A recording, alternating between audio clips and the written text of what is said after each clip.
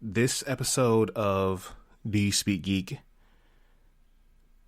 we are starting by honoring the death of Shad Gaspard, actor, comic book creator, and former WWE superstar. Shad was found dead at Venice Beach early Wednesday morning, 3 days after he disappeared while swimming with his 10-year-old son at Marina del Rey Beach. He was 39 years old. Gaspard and his son were swimming mid-afternoon when a riptide pulled the pair hundreds of yards away from the shore. A rescue team jumped into action, but unfortunately, due to the waves, they were only able to retrieve one person at a time. Gaspard told them to save his son first, and before the team could go back to retrieve him, he was submerged by a large wave. A search party was then launched to look for him, but by Tuesday morning, the U.S. Coast Guard had suspended its search. Shad Gaspard was born just 2 days before myself on January 13th. His son was 10 years old. My son is 9 years old.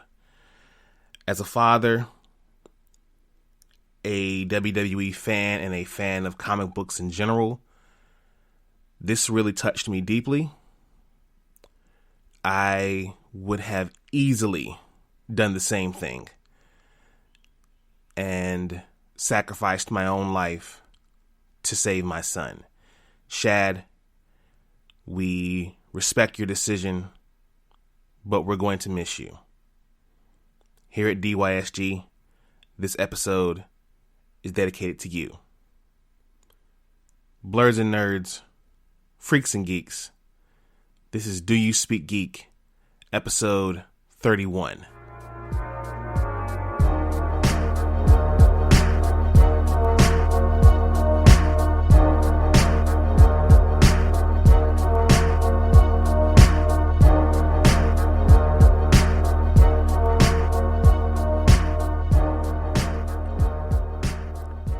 Welcome, everyone. This is Do You Speak Geek, episode 31. I am your host, Nix. Thank you for dropping in and tuning in to the show this week. I hope you all have had a great week. And we're going to get into some stuff here today, y'all. This is a very, very big episode if you have been paying attention to the news here lately. But as usual, thanks to all those who are listening. And if you're joining us for the first time, welcome to the ride. As always, Spreaker is the home team. Shout out to Spreaker. You can always listen to the Do You Speak Geek podcast. Please subscribe, like the podcast, and let us know what you think in the comments section. You can also listen to us on any other major podcast platforms as well. Follow us on the social medias. We have Facebook at DYSG Media, Twitter at _ Do You Speak Geek, and Instagram at Do You Speak Geek. YouTube is where you can find the Dono and Daddy Show. Be sure to subscribe, like, hit that bell, flick it on, Hulk smash it for all notifications, and please leave your comments. We want to know what you guys think. And as usual, people, doyouspeakgeek.com is coming soon. Just stay close with me. I'm gonna get it launched, and you guys are gonna enjoy yourselves on this website. I promise. All right, people, let's get into it. Let's speak geek. Suit up.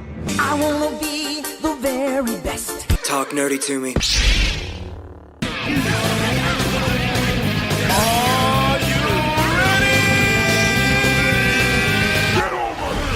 All right, those of you who saw the thumbnail before this episode even got started, and those of you who have been paying attention to the news here lately, the big story, the only thing that could be the big story this week is the fact that, ladies and gentlemen, the Snyder Cut is real and the Snyder Cut is coming. Now, I, for one, personally, I wouldn't say I didn't believe in the Snyder Cut, but I will say that after the course of the Justice League movie has been out for years now. And with the Snyder Cut now being released on HBO Max, I'm happy that it's going to happen, absolutely.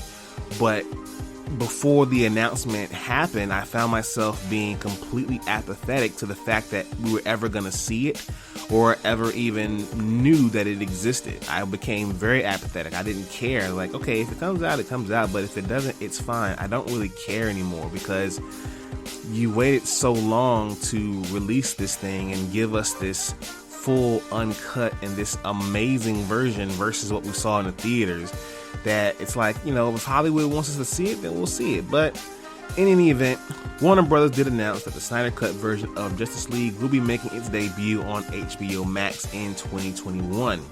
It's been over 2 years since Justice League opened in theaters, and since then, while the film has largely fallen out of the general cultural conversation, it's been very much alive with fans, many of whom have been pleading with and demanding with Warner Brothers release the Snyder Cut of the film. With the hashtag release the Snyder Cut, it has been circulating on social media for, it feels like forever. When you go to Twitter, when you go to Instagram or Facebook, you're always going to go to some geek blog and you're always going to see someone with the hashtag release the Snyder Cut. Diehard DC fans, I appreciate you and I love you to death for this. Now, there's word that the effort to complete the Snyder's vision could cost somewhere between $20 to $30 million to finish, with more visual effects to be completed alongside the final cut. This could result in a much more substantial version of the movie than was released in theaters after Joss Whedon took over the film-making duties, though he received a co-writing credit for his work on the finished product. There's also a question surrounding the involvement of actors such as Henry Cavill, Gal Gadot, and even Ben Affleck. While there's no word about any need for reshoots yet, the Hollywood Reporter indicates that Zack Snyder's Justice League could bring back the original actors to record additional dialogue, whether that takes place in the form of ADR or pickups remains to be seen. Now, what's great is that this film is not only going to be producing a Snyder Cut that we're all gonna see the Snyder Cut, and we're gonna see a lot of things that we didn't get to see in the Joss Whedon version. Now, I personally, as a fan, I didn't mind the Joss Whedon version, but I did know that, okay, maybe there were some things that could have been done differently. But as for me and mine, we agreed that the movie was pretty much okay. Now, what does this mean for the DCEU, the DC Expanded Universe, or just the DC Universe in general? Maybe this entices Batfleck back because Pattinson, according to the Matt Reeves Batman version, is a version of Batman only 2 years in. Now, whether Batfleck comes back or not, it remains to be seen, but you know, who knows? This could bring him back for one more run, or either just make cameos in this new Matt Reeves trilogy that we're getting. That has also paved the way for Henry Cavill to come back and give us a Man of Steel 2 and introduce Supergirl to the big screen once again. Who knows, people? There are a lot of questions still in the air, but one question has indeed been answered. In 2021 on HBO Max, we are getting the Snyder Cut of Justice League, and I am, for one, greatly excited. I'm ready. I might even host a watch party, but it's definitely going to be one for the books. Let's get into my next segment, which is my favorite segment, as you all know, Source Wall. Man, you come right out of a comic book. Behold the Source Wall. Can you read, my son? Well, that depends. There is nothing wrong with reading a story and looking at the pictures. All right, people, enough said, Stan. Let's jump right into it. The pull list for this week, we got Deceased Unkillables number 3. It's the epic final of the next chapter in the Deceased saga as heroes and villains collide in one epic purpose: to escape the coming of the infected population of Gotham City and a monstrous Wonder Woman. It's time to ride the Fury Road one final time toward survival. We've also got Hawkeye Freefall number 5. Hawkeye's relationship to Ronin has even his friends turning against him. He's been lying about a lot of things, but you can't lie to Captain America. Meanwhile, his war with the Hood is beginning to spin out of control as the people close to him are put in real danger. Having to deal with the Hood was bad enough, but now Clint finds himself in the sights of another former Hawkeye.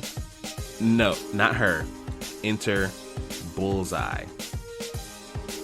And we also have a few indie picks. We've got Year Zero number 1. Now this one's pretty appropriate for the times we're in now. Ben Percy and Ramon Rosales team up to present an epic tale that offers a global look at the zombie apocalypse. A Japanese hitman, a Mexican street urchin, an Afghan military aide, a polar research scientist, a Midwestern American survivalist. 5 survivors of a horrific global epidemic who must draw upon their unique skills and deepest instincts to navigate a world of shambling dead. Year Zero wrestles with the weighty moral and theological questions posed by the pandemic and investigates its cause and possible cure. Now, doesn't that all sound a little familiar to you? Maybe it does for me, maybe not for you. But nonetheless, this book is going to be pretty interesting. And we also have the Ludocrats, number 1. The Aristocrats of Ludicrous, a collision of the ornate fantasy of Dune and an M-rated Asterix and Obelix. Baron Otto von Hades and Professor Hades 0K are here, and they're going to save us all and have a nice time. Be sure to check that one out. It's pretty trippy, to say the least. Let's jump into Watch This. Watch this, y'all. Thunder! Thunder! Lannister always pays his debts. Whoa, dude. I am the villain of the story. All right, we got some big news coming from Watch This week. The Umbrella Academy Season 2 premiere date has been revealed by Netflix. Now, in an announcement video featuring the cast of the show dancing, similar to how they did in Season 1, the streaming service reveals that the second season will premiere on July 31st. The Umbrella Academy is based on the comic book series of the same name, created and written by Gerard Way, illustrated by Gabriel Bai, and published by Dark Horse Comics. Now, comicbook.com spoke to the composer Jeff Russo, who suggested big changes in the season to come, and he said, quote, "Well, there's definitely a big change in setting, that's for sure, and we try not to change too much of the approach of how we tell the story musically. I mean, we use a lot of really great songs in Season 1. We're going to be using a lot of great songs in Season 2. We use score in very meaningful ways to support the emotional arcs of all our characters in Season 1. We'll be doing that again in Season 2. I, for one, am definitely ready for Season 2 of Umbrella Academy. It was an amazing, amazing show, and we can't get enough of it. I can't wait to see what's going to happen in Season 2. I know you are too. Now, here's another big story, big story that came out this week. Ruby Rose exits Batwoman before the second season even starts. Her role will be recast. Now, this one as like they say in our, this one was like an RKO. It literally came out of nowhere. Ruby Rose has exited her role as Batwoman / Kate Kane in the CW series, and the role will now be recast. Rose had just completed Season 1 of Batwoman, with the show airing its finale this past week. And fans hanging on a major cliffhanger, we kind of assumed, okay, she's coming back for next season because it's going to be a big cliffhanger for what we saw, how it ended.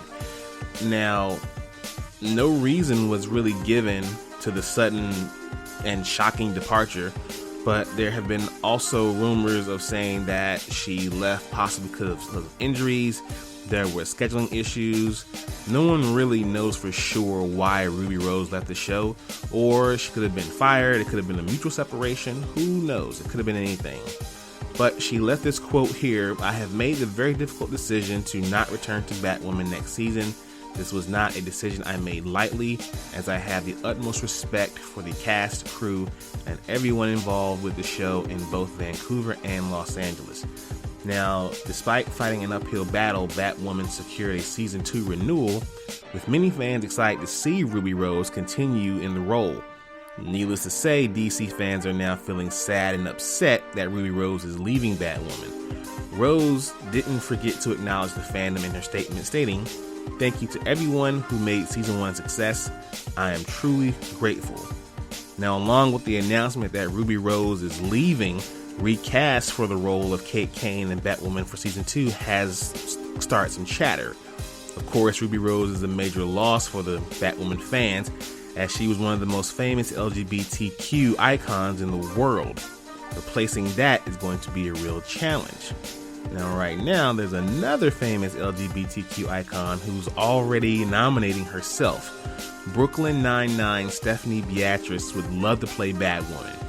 The moment Ruby Rose had announced her departure from the role, she tweeted out, "Reading everything Batwoman." Even the great Boss Logic went ahead and rendered a photo of Beatrice as Kate Kane / Batwoman on his Instagram page, and I gotta say, it looked pretty amazing. So what do you guys think? Should she take up on the role? What's that gonna do for the whole twin situation? The two actresses who play Kate Kane and Alice don't really look alike if they cast her. Ruby Rose and her kind of look alike a little bit, but not so much. But anything can happen. We will see. Let's jump into Thumb Life. Peace, love, and video games! It's on like Donkey Kong.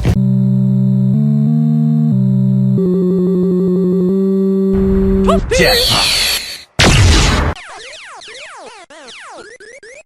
That man is playing Galaga.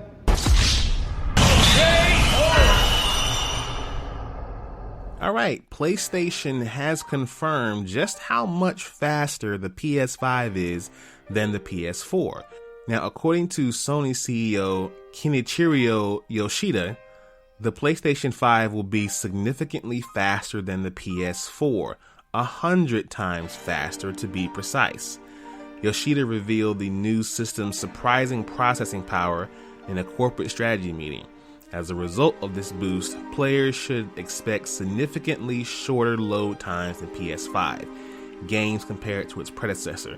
Now, this is something we kind of all knew already going in with the whole processors and the solid state drive. A lot of things are going to be way faster. We're going to see a lot less loading time. We may be able to see, just seamless reboots of the game from being shut down, kind of similar to what Xbox Series X is going to be doing from its boot up feature that they're going to have.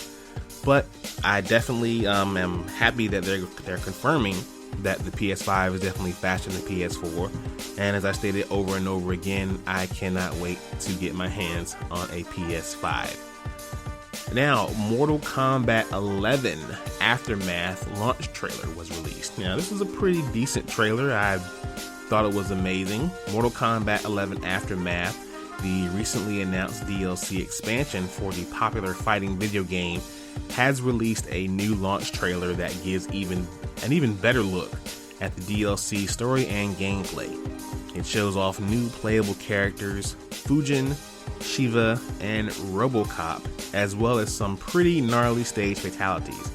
Aftermath is scheduled to release on all platforms on which Mortal Kombat 11 is already available on the week of May 26th, which is going to be this coming up, I believe, Tuesday. Now, if you aren't already aware, Aftermath continues the story of the base game, which is a first for the franchise's DLC. Now, spoilers ahead if you've never played Mortal Kombat 11. It picks up after the defeat of Kona in Mortal Kombat 11, with Raiden and Liu Kang set to restart the timeline, only to learn that they don't have all the materials in order to do it from the despicable sorcerer Shang Tsung. If the launch trailer is any indication, it would seem like Shung also has his own plots in motion, which shouldn't be terribly surprising. Release cost is going to be $59.99 for the game, with all the previously released DLC and the additional 25 character skins. So if you haven't got Mortal Kombat yet, this would be a great time to go ahead and hop on that without having to buy all the DLC like most of us have done. Now, is Ubisoft teasing a re-release of Scott Pilgrim vs. the World, the game? I don't know. Now, Brian Lee O'Malley, the creator of the beloved series, tweeted out, "Bring back the Scott Pilgrim game." And that's all he did. Now, at the moment of publishing that tweet, it was only an hour old, but the official Ubisoft Twitter account was quick to respond with a thinking face emoji, which instantly sent fans into a series of speculation, hype, and frenzy. Scott Pilgrim vs. the World is a side-scrolling beat-em-up based on the series of the game named from the aforementioned O'Malley. Developed by Ubisoft Montreal, the game served as a tie-in into the release of the series' film adaptation. The game was announced at Comic-Con in 2009 and released a year later with the movie in 2010. Now, initially, the game was only available on PS4, but a couple of weeks later, it came to Xbox 360 as well. I'm completely down for a re-release of Scott Pilgrim vs. the World. My son, after having watched the movie and read a couple of issues of the manga, he is definitely going to be into it. He can't wait to play this game again, and I know I would enjoy playing it with him as well. I mean, side-scroll beat-em-ups were my jam back in the day. Favorite of all time was Double Dragon, but Scott Pilgrim vs. the World, oh yeah, definitely am here for it. But I am not here any longer, so as usual around this time, I'm gonna get out of here. Thank you for listening. Please subscribe to the podcast, like the podcast. Be sure to spread the word about the podcast. Follow us on our social medias, Facebook, Twitter, and Instagram. My name is Nix. As usual, live to play to win to live. I speak geek. Do you speak geek?